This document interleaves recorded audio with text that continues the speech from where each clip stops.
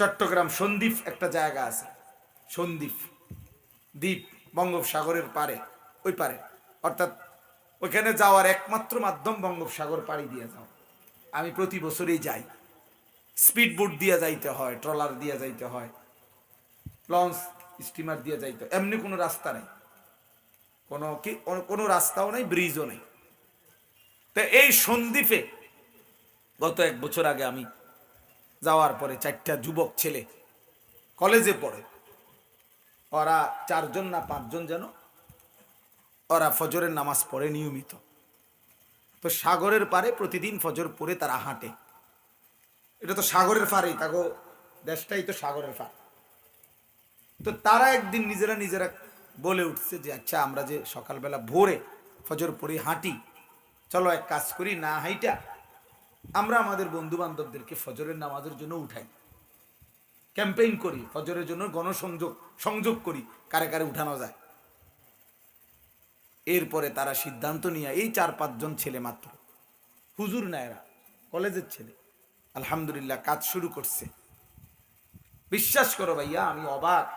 ঠিক বরাবর 1 বছর পরে আমি পরের বছর যেখানে মাহফিলে গেছি, এরকম প্যান্ডেল মাহফিল, এক মাদ্রাসার বিশাল, এরকম 4টা হইব প্যান্ডেল, এই বিরাট মাহফিল মাদ্রাসার, ওই এলাকার সবচেয়ে বড় মাদ্রাসা সন্দ্বীপের, এবং উনি পুরা সন্দ্বীপের ওলামাদের, ওই মাদ্রাসার মোহতামিম সাহেব হলো সভাপতি সংগঠনের, ওনার মাদ্রাসার বার্ষিক মাহফিলে আমি রাত্রে বয়ান করছি। ওরা আমার আগেই যোগাযোগ করছে যে হুজুর, আপনার শেষ যে মাহফিলটা যেখানে, ওই মাহফিলে ওই প্যান্ডেলের মধ্যে ফজর বাদ আমাদের একটা ছোট্ট মাহফিল হবে, শুধু আমরা ফজরের নামাজের সাথীরা।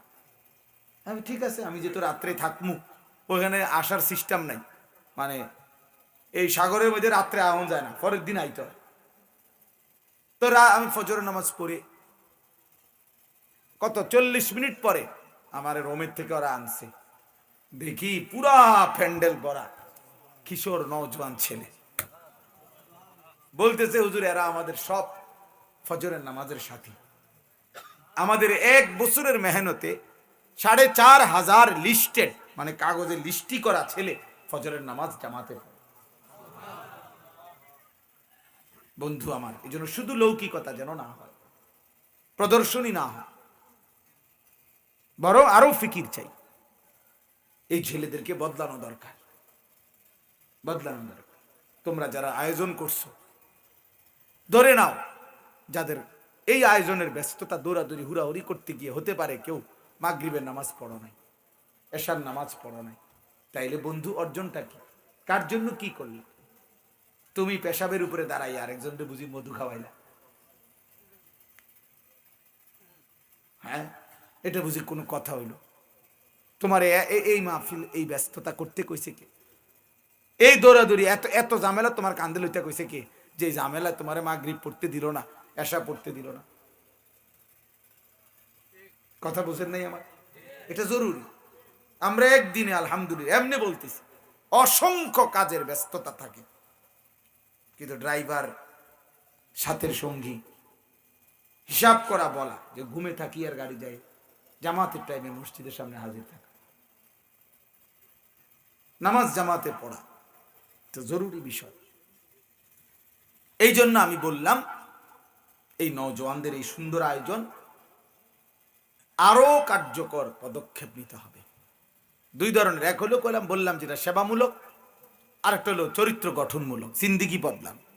এটা কঠিন, একটু এটা কঠিন। পোলাপাইন দেখবে এমনি তারেনারে সবাই সবাইরে যার যার হালাতে ছেড়ে দিয়ে এমনি কাজ করাও, করবে, রাজি আছে, হ্যাঁ? কিন্তু এ কথা ঘোষণা দাও যে 30 দিন ফজরের নামাজ আমরা জামাতের সাথে যারা পড়বো তারাই আমরা এই কাজটা করব, এবার লোক কমে যাবে, এবার লোক কমে যাবে। অথচ নামাজ, ফজরের নামাজ যার কপালে নাই, ফজরের নামাজ যে পড়ে না, আল্লাহ নবী সাল্লাল্লাহু আলাইহি ওয়াসাল্লাম বলছে সে খবিস, সরাসরি হাদিস। ওয়া ইল্লা আসবাহা খাবিসান নাফস, নবীজি বলছে তার কলজাটা শুদ্ধ খবিস। এটা খবিস না, শুধু তার ভিতরটাও খবিস। এটা খবিস যে ফজরের নামাজ পড়ে না। হ্যাঁ, কাসলান। আল্লাহ নবী সাল্লাল্লাহু আলাইহি ওয়াসাল্লাম বলছে যে ফজরের নামাজ পড়ে না সে অলস, সে অলস। আপনার দৃষ্টিতে সে যত পরিশ্রমী মনে হয়, নবীজি বলছে সে অলস, যে সে অলস।